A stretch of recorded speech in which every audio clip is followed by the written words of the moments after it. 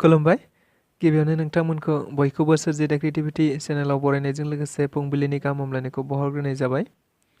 दिनैनि माखासे निउस आपडेटफोरखौ नोंथांमोननि सिगाङाव फोरमायथिना होनो आवगायनाय जालायबाय। नोंथांमोनहा भिडिअखौ नायनानै मोजां मोनोब्ला लाइक खालामगोन होनना आसा खालामबाय। लोगोसे इउटिउब चेनेलखौ दाबो साबस्क्राइब खालामाखैबा साबस्क्राइब खालामनानै लानो थाखाय गुरै खावलायनाय जाबाय। थ' बिदिब्ला जोङो भिडिअखौ जागायनोसै। आसामनि बारग' मन्थ्रि प्रमिलारानी ब्रह्मआ मैया बिटिसिनि रांबावजा सोलिबाय थानाय एसेमब्लिनि समावनो बिथाङा बिटिसिनि गेटआव मोनसे धर्ना हाबाफारि लादों होनना मिथिनो मोननाय जादों। मख'नो गोनांदि आसामनि बारग' मन्थ्रि प्रमिलारानी ब्रह्मआ थांनाय माखासे सान सिगांनिफ्रायनो क'क्राझाराव थानाय रुपनाथ ब्रह्म सिभिल हस्पिटालखौ नोजोर बोनानैनो सोमावसारनाय हाबाफारिखौ सम सम लाबोबाय थादोंमोन, जेराव बिथाङा मैयाबो बेबायदिनो सोमावसारनायखौ नोजोर बोनानैनो बिटिसिआव दायो रांबावजा सोलिनायखौ नोजोर बोनानैनो बिथाङा बिटिसिनि दरखं मोखाङाव मोनसे धर्ना हाबाफारि लानायजों लोगोसे गोसोखांथि बिलाइ होनो थाखाय थियारि जादों होनना मिथिनो मोननाय जादों। लोगोसेनो बे हाबाफारियाव बाहागो लानानै मन्थ्रि प्रमिलारानी ब्रह्मआ खौरांगिरिफोरनि सिगाङाव बुंथिनानै होनाय बायदिब्ला, थारैनो सिभिल हस्पिटालखौ जोंनो नांगौ, मानोना सिभिल हस्पिटालजों जाय बेक्तिया सोमोन्दो दङ बे बेक्तिया सासे जोबोद बर'नि लोगोसे ट्राइबेलफोरनि सासे जोबोद गेदेर दैदेनगिरि। बेनिखायनो बिथांनि नामखौ बोखारोब्ला ओनसोला जोबोद खहा जागोन आरो बेनि अनगायैबो सिभिल हस्पिटालखौ दायो मेडिकेल कलेजजों दाजाबफैयोब्ला बेयाव मोनबो रायजो राजाफोरनि जौगानाय जानाय नङा। लोगोसेनो मेडिकेल कलेजनि मुङाव दायो सिभिल हस्पिटालखौ बुथारोब्ला बियो रायजो राजाफोरजों लोगोसे क'क्राझारबासिनि थाखाय जोबोद खहा जागोन। बेनि अनगायैबो बिथाङा बुंथिबावनाय बायदिब्ला मेडिकेल कलेजखौ थारैनो माखासे स्पेसियेल बाजेटनि गेजेरजों बेनि नांगौ जानाय मुवा बेसाद डक्टर नार्सफोरखौ थिसननाय खालामनांगौ। नाथाय सिभिल हस्पिटालनिफ्राय गोजाम मुवा बेसादफोरखौ लांनानै बोरैहाय मेडिकेल कलेजखौ सामलायहैनो नागिरदों। बेनिखायनो मेडिकेल कलेजखौ सामलायनायनि मुङाव सिभिल हस्पिटालखौ जोङो माब्लाबाबो बुथारनाय नङा आरो बुथारहोनाय नङा होननानैबो बिथाङा खौरांगिरिफोरनि गेजेरजों गोख्रों बाथ्रा बुंथिनायखौ नुनो मोननाय जादों। बिटिआर सरकारनि बिथोन बायदियैनो मैया थारैनो बिटिआरनि गाहाय मावफुं सोद्रोमा प्रमद बर' बिथांनि नुजाथिनायाव आथिखालाव ओनसोलाव गेलेमुखौ बांसिन नोजोर बोनानै खामानि मावनायखौ जों बयबो नुनो मोनगासिनो दङ।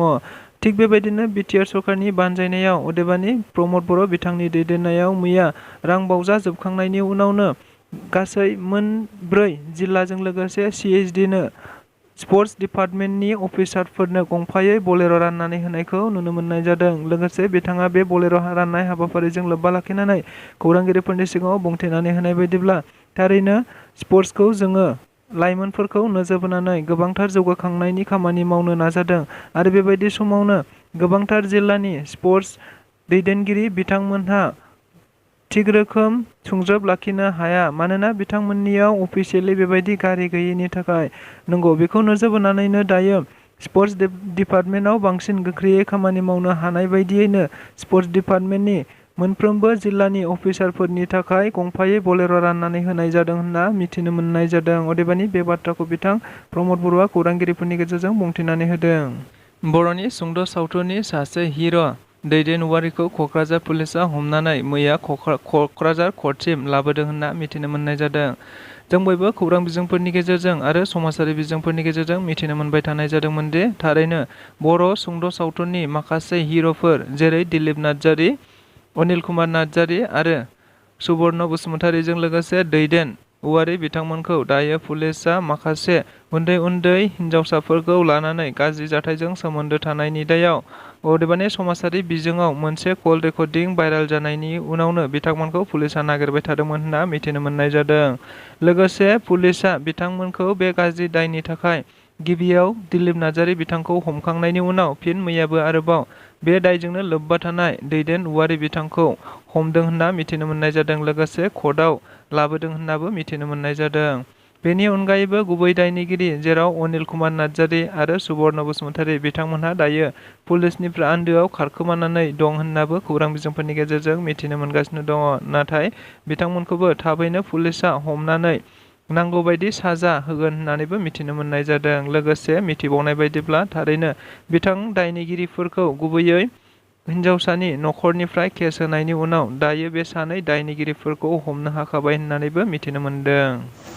बिटिआर ओनसोलनि सिङाव थानाय उदालगुरि जिल्लानिफ्राय गंसे नखरनिफ्राय AK-56 राइफलजों लोगोसे गासै 668 गोथां गुलिजों लोगोसे गंसे मेगाजिनबो बोखांनो हायो होनना मिथिनो मोननाय जादों।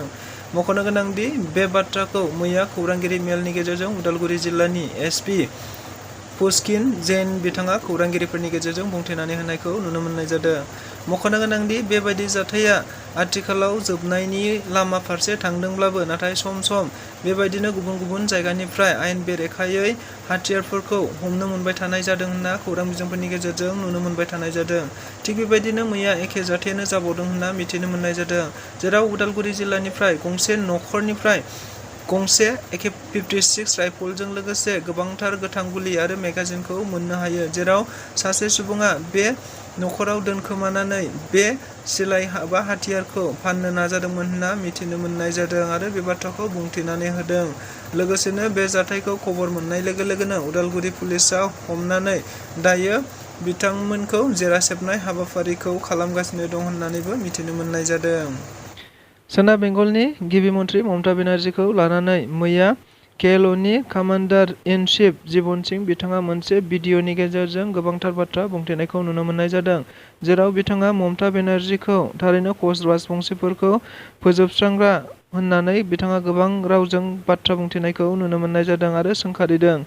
मख'नो गोनांदि KLOआ दायो खमतापुर आलादा रायजोखौ सोरजिनांगौखौ नोजोर बोनानै बिथांमोनहा मोनसे समाव गोख्रोंथार हाथियारनि सोमावसारदोंमोन। नाथाय KLOनि दैदेनगिरि अदेबानि कामान्डार इन चिफ जीवन सिंहआ आसाम सरकार भारत सरकारजों मोनसे गोजोन गोरोबथा सावरायनो ओंखारबोनायखौ नोजोर बोनानै बिथाङा गोबाव समनिफ्रायनो बेबायदि सावरायनायनि थाखाय खामानि मावबाय थानायखौ जोङो बयबो खौरां बिजोंफोरनि गेजेरजों नुनो मोनबाय थानाय जादोंमोन।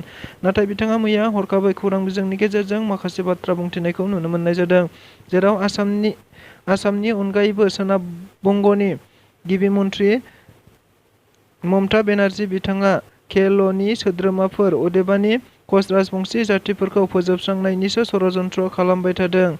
बेनिखायनो बेनिफ्राय साबधान जानो थाखाय गासैबो रायजो राजाफोरखौ खावलायनायजों लोगोसे बिथाङा बेनि अनगायैबो खमतापुर रायजो सोरजिनांगौआव गासैबो हारि माहारिफोरखौ खौसे जानानै खामानि मावनो आरो थानो थाखाय बिथाङा खावलायहरनायखौबो नुनो मोननाय जादों। उन्दै हिनजावसाखौ जिनाहारि खालामनायनि दायाव पक्स'क आयेननि जोहै पुलिस बेटालियनाव सासे साख्रि मावबाय थानाय बनजित दासखौ 20 बोसोरनि थाखाय जोबथेसालिनि साजा फोसावबाय होनना मिथिनो मोननाय जादों। मख'नो गोनांदि बेबायदि जाथाया जोंनि आसामजों लोगोसे गुबुन गुबुन रायजोफोरावबो फ्राय सोलिबाय थानायखौ नुनो मोनबाय थानाय जादों। जेराव मिथिनो मोननाय बायदिब्ला बेटालियनाव साख्रि मावनाय पुलिस बनजित दास बिथाङा थांनाय 2019 मायथाइयावनो बिलासपारा ओनसोलाव सासे उन्दै हिनजावसाखौ न'निफ्राय लांनानै देहायारि सोमोन्दो अदेबानि गाज्रि खामानि मावदोंमोन।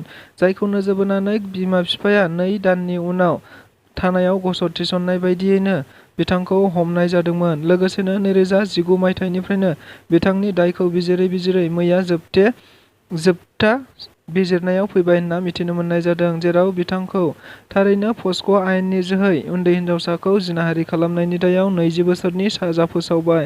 लोगोसे 10,000 रांबो जुरिमाना फोसावनाय जाबावो होनना मिथिनो मोननाय जादों। लोगोसेनो बिथांनि दायखौ गुबैयै गसर नं 126/19 खौ बिथा खालामनानैनो फोनांजाबनाय जादों होनना मिथिनो मोननाय जादों। जेराव special case number 21/20 US 363 IPC R/W section 4 of पक्स'क एक्टनि जोहै बिथांखौ क'क्राझार बिजिरसालिया जोबथा बारनि थाखाय बिजिरनाय जायो होनना खौरां बिजोंनि गेजेरजों सासे उखिला फोरमायथिना होनायखौ नुनो मोनदों।